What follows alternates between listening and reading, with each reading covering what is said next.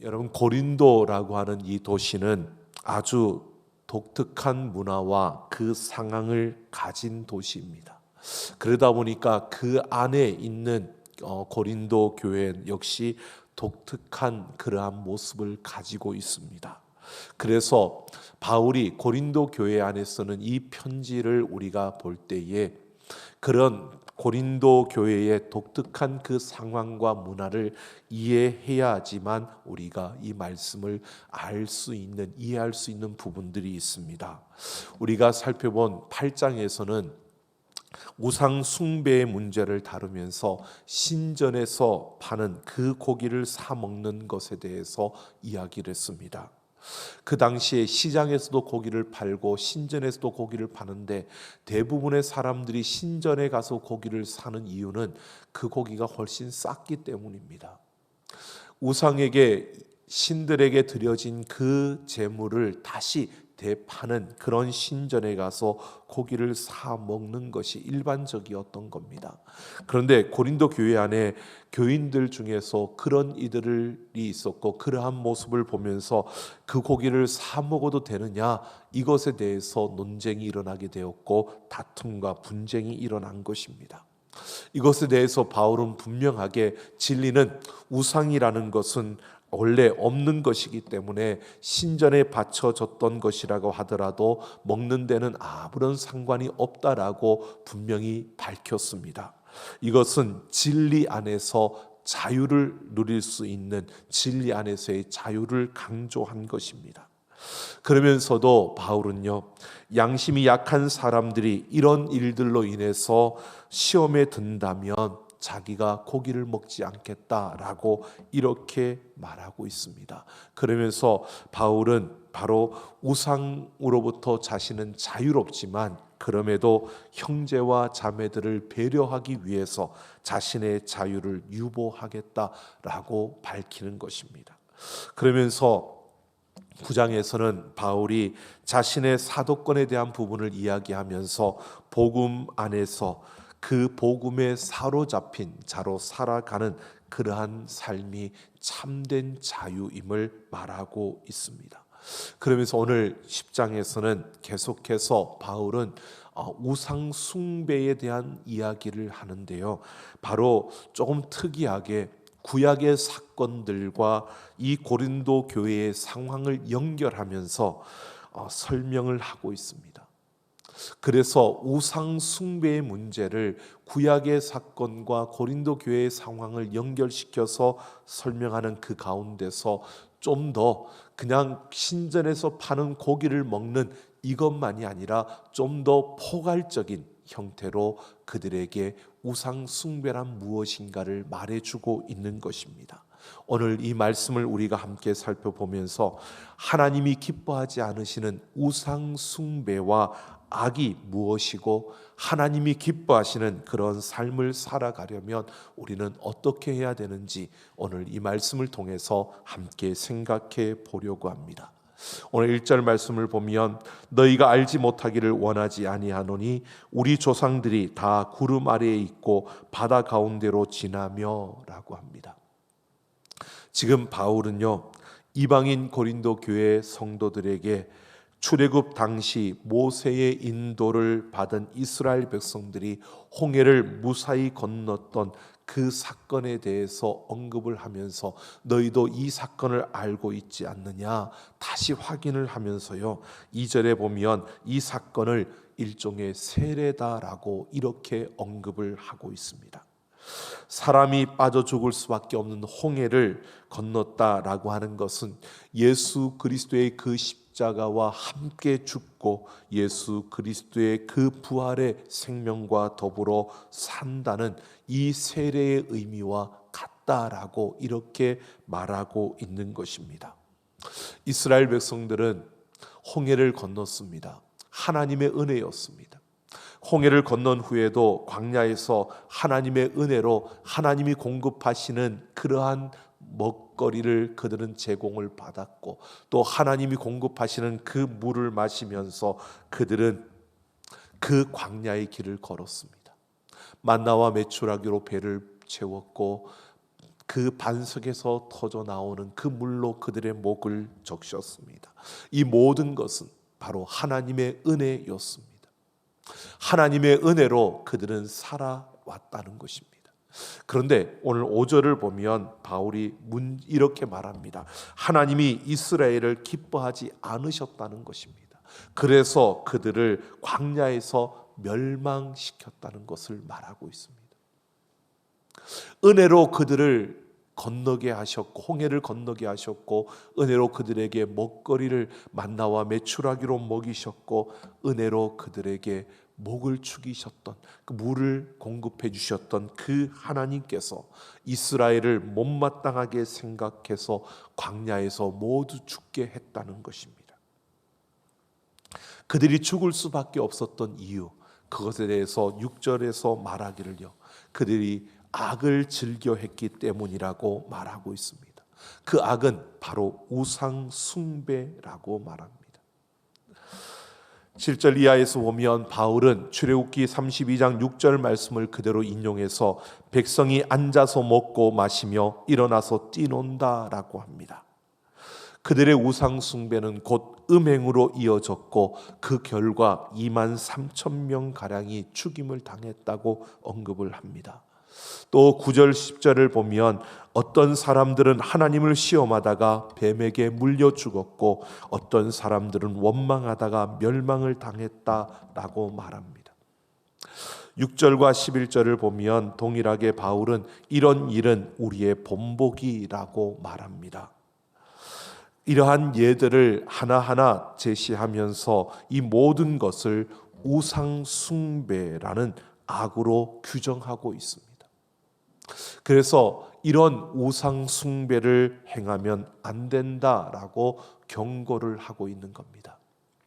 그러니까 신전에 바쳐진 고기를 먹는 것, 이것을 좁은 의미로 우리가 우상 숭배라고 한다면, 하나님 이외에 다른 신을 섬기는 것을 우상 숭배라고 한다면, 바로 바울은 지금 고린도 교회 성도들에게 이 구약의 사건들과 연결시켜서 지금 무엇을 말하느냐 하면, 하나님이 기뻐하지 않는 것을 행하는, 즉 하나님을 주인으로 삼지 않고 하나님을 기쁘시게 하지 않는 그런 삶을 사는 그 모든 것이 바로 우상 숭배요 악이라고 말하고 있는 겁니다. 여러분, 우상을 숭배한다라고 하는 것은, 여러분 악을 행한다라고 하는 것은 다른 것이 아니라 도덕적인 어떤 윤리적인 기준을 말하는 것이 아니라 오늘 바울은 이렇게 말하는 겁니다. 하나님을 기쁘시게 하느냐 기쁘게 하지 못하느냐, 이것이 바로 그 기준이라는 것입니다. 하나님을 내 주인으로 삼고 사느냐 아니냐, 이것이 바로 그 기준이라는 것을 말하고 있습니다.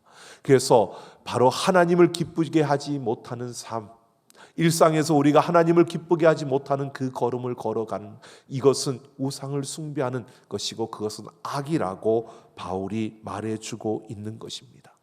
그러면서 11절에서 말세를 만난 우리를 깨우치기 위하여 기록했다라고 말합니다. 여러분, 바울은 이 모든 것이 바로 종말을, 세상의 종말을 앞에 둔 그리스도인들에게 교훈이 된다라고 그가 말하고 있습니다. 이 말씀은 고린도 교회 성도들뿐만 아니라 말세의 성도들에게 주어졌다라고 말하고 있는 겁니다. 여기에서 말세라고 하는 것은요, 단지 시간적인 종말을 말하는 것이 아니고요, 예수님의 십자가의 죽음과 부활의 생명으로 시작된 하나님의 나라, 그 나라의 시작과 동시에 더불어 시작된 그 영적인 그 심판, 종말이, 영적인 차원에서 종말이 바로 말세인 것입니다. 여러분, 이것을 이렇게 보면 됩니다. 예수님이 이 땅에 오심으로 세상에 하나님의 나라가 시작되었고요, 예수님이 다시 오심으로 하나님의 나라가 완성되어집니다.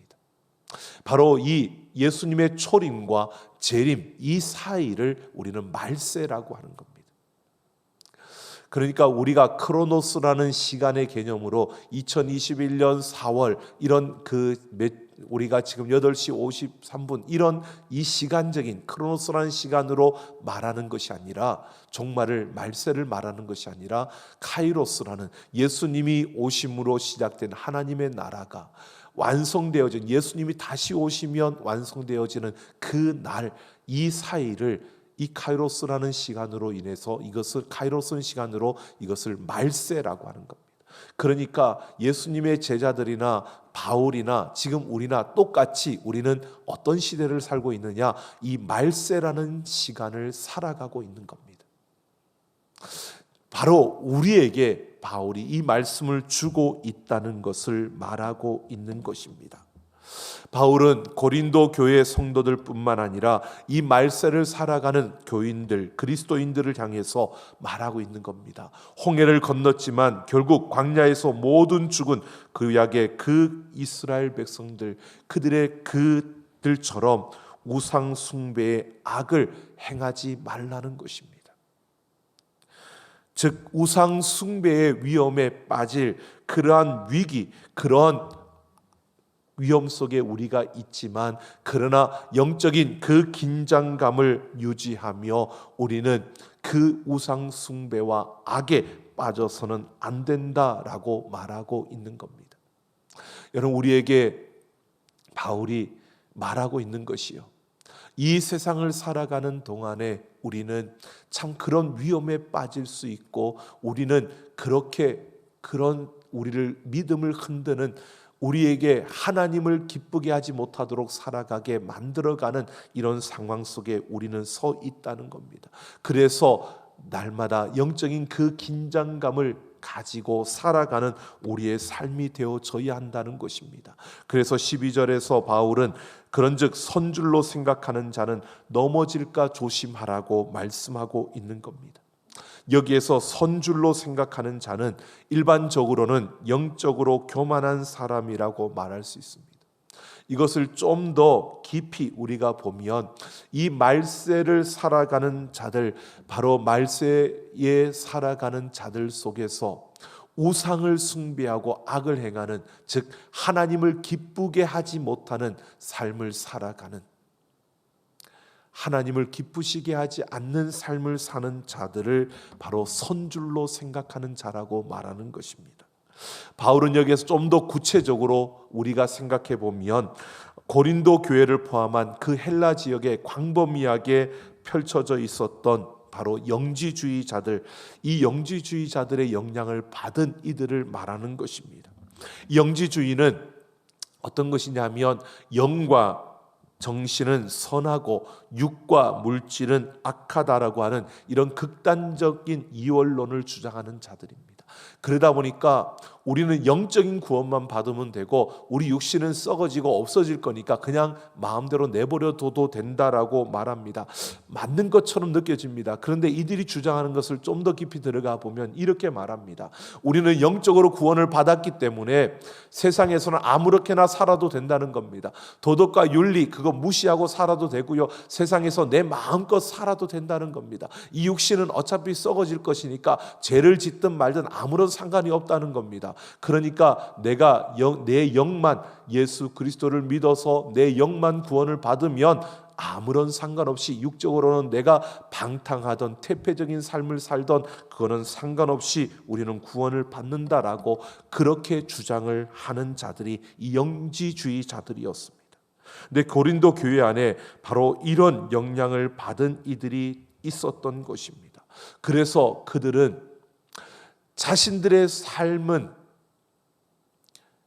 도덕적인 기준과 윤리적인 기준들을 무시하고 그렇게 정말 저들이 예수님을 믿는 사람이야 라고 손가락질 받을 만큼 그런 삶을 살아가면서도 교회에 와서는 성찬에 참여하고 또 그들이 세례를 받았기 때문에 우리는 하나님의 자녀고 우리는 천국에 간다고, 우리는 하나님의 그 자녀라고, 그렇게 우리는 구원받았다고 그들은 말하고 있는 것입니다. 이런 이들이 바로 바울이 자기가 선줄로 생각하는 자라고 말하고 있는 것입니다. 선줄로 생각했던 이 사람들, 이들은 하나님을 신뢰하는 것이 아니라 자신을 신뢰하는 겁니다. 이들의 주장을 가만히 들여다보면요, 이들은 예수님만 믿기만 하면 구원을 받고 모든 문제가 해결된다고 그렇게 여겼습니다. 그런데 그들의 중심을 보십시오. 결국은 자기가 중심입니다. 내가 원하는 대로 살고 싶고, 내가 원하는 대로 먹고 싶고, 내가 원하는 대로 그렇게 걸어가고 싶은 겁니다. 그러니까 겉으로는 하나님을 이야기하고 믿는 것처럼 말하지만 결국 그들의 중심은, 그들의 주인은 하나님이 아니라 자기 자신이었던 겁니다.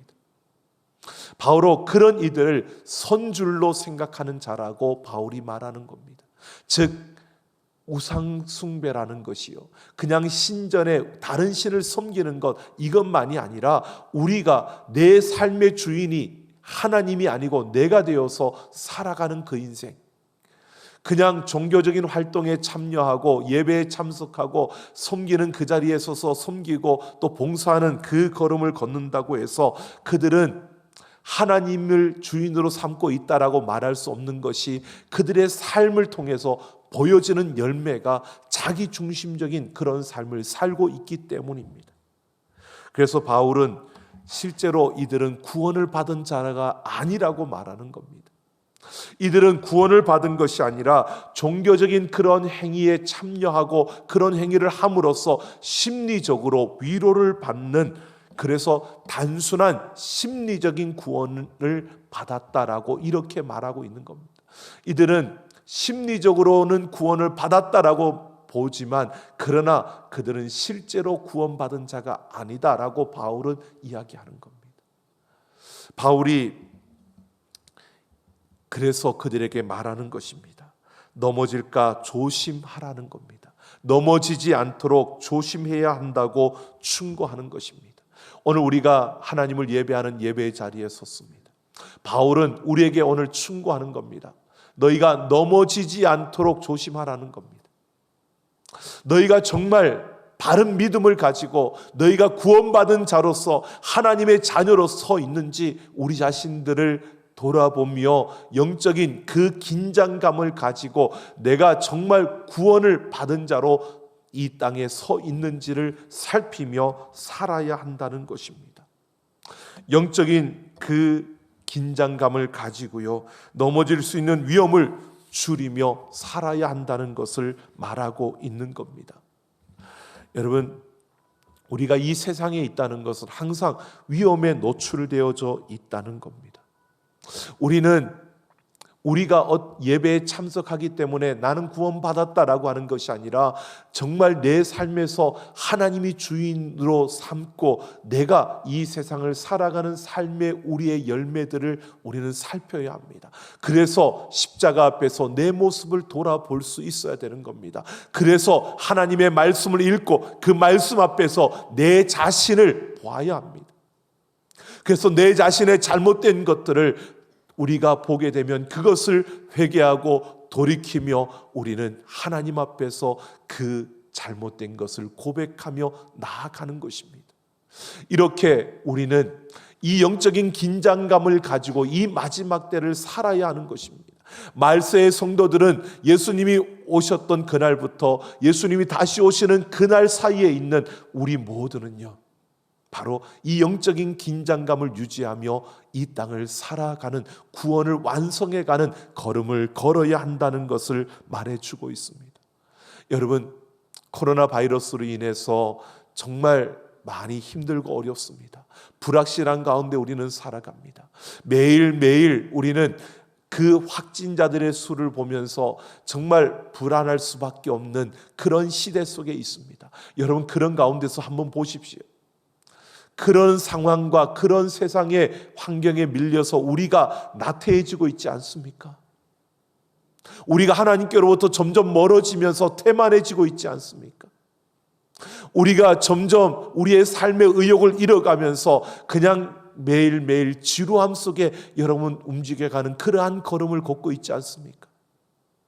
여러분, 우리가 하나님의 자녀로서 이 땅에서 우리는 그렇게 태만하고 나태한 삶이 아니라 그 어떤 환경과 어떤 상황 속에서도 우리는 하나님께로 더 가까이 가려고 말씀과 기도 속에서 그 말씀 가운데 하나님을 찾고 그 하나님을 붙들고 그 하나님 앞에서 우리 자신들의 모습을 보면서 내가 하나님께로 가까이 가면 갈수록, 내가 하나님을 만나면 만날수록, 여러분, 내가 얼마나 연약하고 부족하고 내가 얼마나 참으로 악한 자인지를 보게 되고요. 그러면서 우리는 하나님 앞에 내 자신을 쳐서 복종시키며 하나님의 그 은혜를 구하고 하나님의 도움을 구하며 가는 그 걸음을 걸어야 하는 것입니다.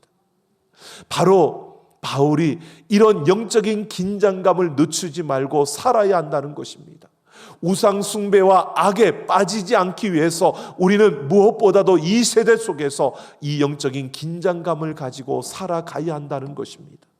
그러면서 13절을 보면요, 시험이라는 단어를 반복 사용함으로 삶의 많은 부분에서 시험에 들 수 있는 위험이 있다는 것을 밝혀주고 있습니다. 그러면서 바울이 하나님이 감당하지 못할 시험 당함을 허락지 아니하시고 피할 길을 내신다라고 말합니다. 여기에서 피할 길이라는 것은 어려움에서 벗어날 수 있는 출구 또는 결과라는 뜻입니다. 하나님께서 우리가 이 세상을 살아갈 때 많은 위험과 유혹 가운데 있다는 것을 아시고요, 우리에게 피할 그 출구를 보여주신다는 것입니다. 벗어날 수 있는 그 출구를 우리에게 가르쳐 주신다는 겁니다. 그러니까 바울이 지금 이 구약의 이야기를 통해서 그들이 사막에서 다 멸망당했다, 이것을 통해서요, 고린도 교회 성도들과 우리에게 지금 협박을 하고 있는 게 아니라는 겁니다. 우리에게 겁을 주고 있는 것이 아니고요, 우리를 책망하는 것이 아니라 우리에게 영적인 긴장감을 늦추지 말고 하나님을 기쁘시게 하는 삶을 살아야 된다고 우리에게 더욱더 강조하고 있는 겁니다. 우리가 당할 힘이 없다는 것을 안다는 겁니다. 그러나 하나님께서 피할 길을 주신다는 것입니다. 우리에게 어려움이 찾아왔을 때 그 어려움을 감당할 수 있는 힘이 우리에게 없다는 것을 안다는 겁니다. 그러나 하나님이 그것을 감당할 수 있는 힘을 주신다는 것이고요, 감당할 수 있는 어려움과 그 시험만이 우리에게 허락되어진다고 말하고 있습니다. 그러니까 이 말세에 우리는 현실의 그 삶에서 어떤 시험을 당하고 어떤 어려움이 주어지고 어떤 상황이 펼쳐지더라도 두려워하거나 피하려고 하거나 그것 때문에 우리가 삶의 의욕을 잃어버리거나 그것 때문에 우리가 위축되는 것이 아니라 하나님께로 더 가까이 나아가며 하나님을 붙들고 하나님이 기뻐하시는 삶을 살도록 우리의 영적인 그 긴장감을 늦추지 말라는 것입니다. 여러분, 우리는 어려움과 힘든 가운데서도 하나님이 기뻐하시는 삶을 선택하며 하나님이 기뻐하시는 그 삶을 살아내는 우리가 되기를 원합니다. 우리의 삶의 주인이 내가 아니고 하나님이시기 때문에 내가 원하는 대로, 내가 좋은 대로가 아니라 하나님이 기뻐하시는 일을 위해서 우리의 삶을 드리며 나아갈 때 우리는 무엇보다 이 시대 속에서 하나님이 주인이신 교회로 함께 지어져 갈 수 있는 것입니다. 오늘 말씀은 우리에게 이렇게 말하고 있는 겁니다. 우리에게 어려움이 찾아올수록 하나님을 더 신뢰하며 하나님이 기뻐하시는 그 삶을 살아내는, 그래서 하나님이 주인이신 교회로 지어져 가는 우리가 되라고 말하고 있는 겁니다.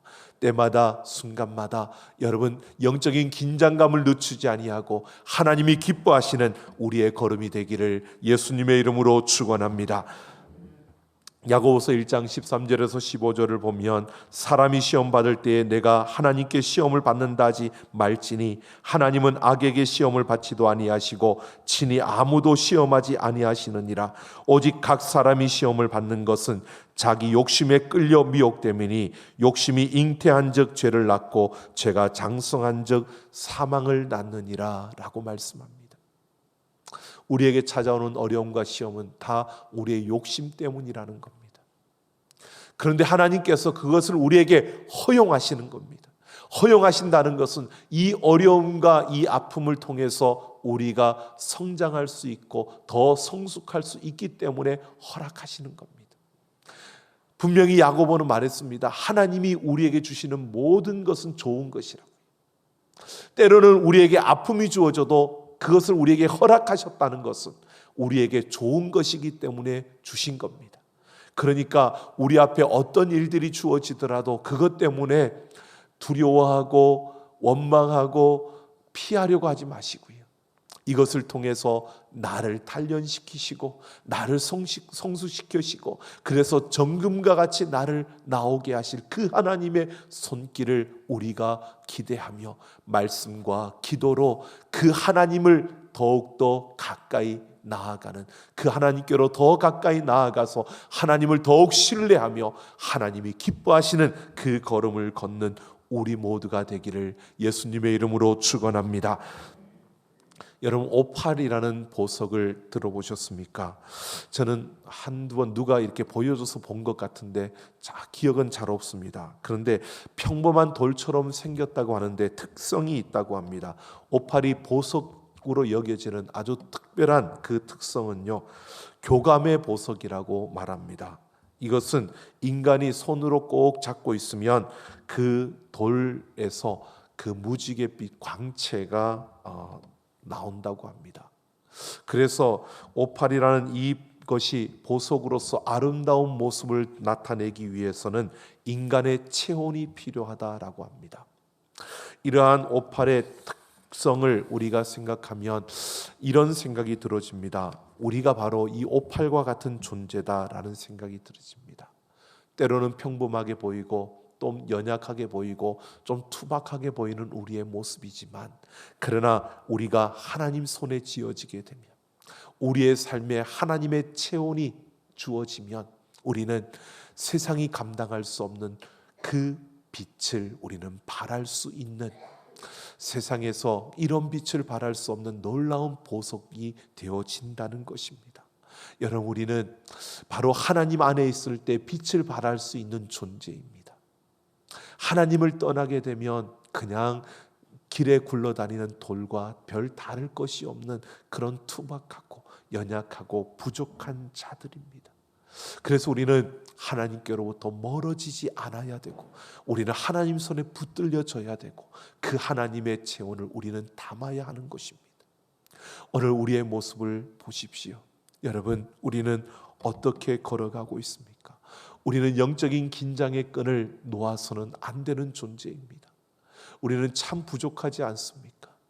세상에서 내가 뭔가 할 수 있다라고 생각하며 달려가 보지만, 그러는 가운데 항상 우리는 우리 앞에 더 큰 힘을 만날 때마다 느껴지는 것이, 나는 또 할 수 없구나, 나는 또 안 되는구나, 나는 이럴 수밖에 없구나, 나는 요 모양밖에 안 되는구나, 나는 이것밖에 안 되는구나.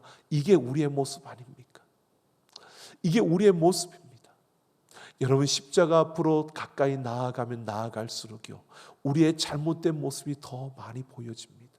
그 앞으로 나아가면 나아갈수록 나는 할 수 없고 그 은혜로 내가 살아갈 수밖에 없다는 것을 보게 됩니다. 그래서 하나님을 만나면 만날수록 우리는 겸손해질 수밖에 없고요, 하나님을 만나면 만날수록 우리는 내가 아니라 하나님의 도움으로 내가 살아갈 수밖에 없다는 것을 인정하게 되고요, 하나님 앞에 나아가면 나아갈수록 내 자신의 연약함과 부족함 때문에 우리는 하나님을 더욱더 바라볼 수밖에 없는 우리의 모습이 되어집니다.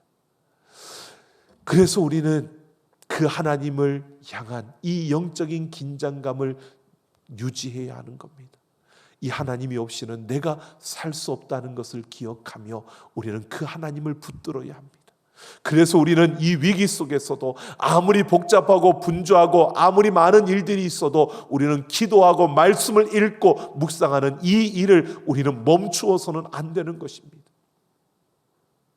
우리가 하나님을 예배하고 우리가 하나님의 말씀을 읽고 우리가 그 하나님과 만나는 기도의 그 시간을 갖는 것을 우리가 멈추어서는 안 되고요, 그것을 포기해서는 안 된다는 겁니다. 내 몸이 노곤해지고 내가 너무 힘들어지고 내 마음이 낙심되어져서 아무것도 할 수 없을 것처럼 그렇게 느껴지는 그 순간에도요, 여러분, 우리는 할 수 없을 때 그때도 하나님을 찾아야 합니다. 다른 거 필요 없습니다. 하나님, 아픕니다. 아무것도 못하겠습니다. 그리고 그 하나님을 우리는 두드려야 합니다. 그 하나님을 찾아야 합니다. 그 하나님이 아니고서는 살 수 없기 때문에 우리가 그 하나님을 붙들 때, 우리는 그 하나님 안에 있을 때 우리는 빛을 발할 수 있는 존재이기 때문에요. 여러분, 그 하나님을 더욱더 신뢰하며 하나님이 기뻐하시는 삶을 살기 위해서 우리의 영적인 긴장감을 늦추지 아니하고 우리의 걸음을 걸어가는 하나님의 자녀들이 되기를 예수님의 이름으로 축원합니다. 우리는 예수님의 십자가의 죽음과 그 부활의 생명에 우리의 운명을 건 자들입니다. 우리는 그 십자가의 생명으로 이 땅을 살아가는 자들입니다. 여러분, 조금 많이 가진 것 아무리 자랑해봐야 그것 우리에게 조금 이 세상에서 자랑하면서 좀 의시될 수는 있을 겁니다. 하지만 그것이 그렇게 크게 중요한 것이 아닙니다. 여러분, 세상에서 우리가 높은 자리에 올라가는 것, 그 자리에 올라가서 우리가 다른 사람들의 존경을 받으며 우러름을 받는 그 자리에 설 수 있는 것, 그 순간에는 또 행복하고 기쁠 것입니다. 하지만 그건 영원한 것이 아닙니다. 결국은 우리 모두가 하나님 앞에 동일하게 서게 됩니다. 우리에게 남는 것은 영원한 것입니다. 하나님 손에 붙들려서 그 하나님의 그 품 안에서 우리에게 비춰지는 그 영원한 빛이 우리를 통해서 이 땅에 비춰지는, 여러분, 우리 모두가 더욱더 어려움을 당하더라도요 주님께로 더 가까이 나아가는 말씀과 기도로 우리의 영적인 긴장감을 늦추지 아니하며 우리가 그 하나님께로 나아가 하나님이 기뻐하시는 삶을 살아내는 우리 모두가 되기를 예수님의 이름으로 축원합니다. 우리 함께 찬양하겠습니다.